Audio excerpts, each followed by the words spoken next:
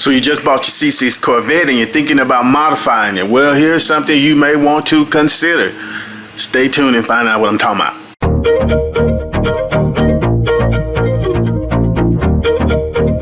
So you just bought your C6 Corvette. You've watched all the YouTube videos. You've been wanting one of these for a long time.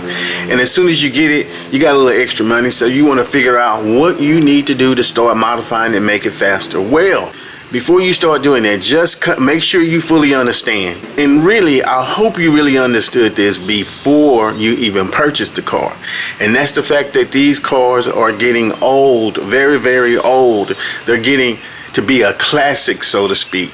Not quite like the Fox body, not quite like the old school Honda Civics, but they are becoming a classic. Now, what comes along with a car becoming a classic? Well, the first thing you got to consider is the fact that parts may not be available like they once were. Parts are being discontinued all the time. It's my understanding on the C6 Corvette, the torque tube has been discontinued. Somebody had posted in a group or a short that I had made, could have been on TikTok, that the computer system had become discontinued. So good luck finding those.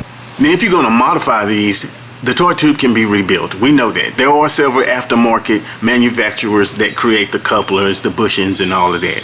Simple as that. So there are stuff out there. But what about the parts like the computers, the stuff that may go out, may not go out?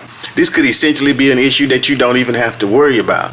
Then you want to always have in the back of your head that I may have to eventually go to an aftermarket computer system. Personally, myself, I have no issue with going to an aftermarket computer system because eventually I'm going to want to do that anyway. But what about you? This may not be something you're thinking about right now because you just purchased the car and you still may have a car note.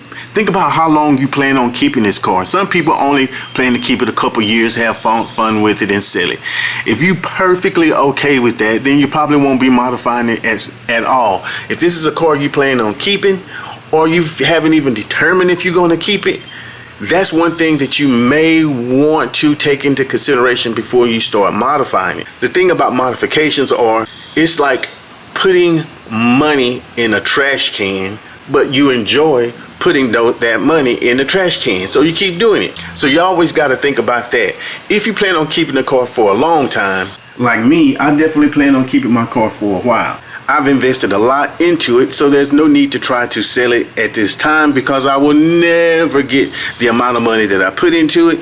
And the most recent upgrades that I've done to it, I'm just now starting to really enjoy it.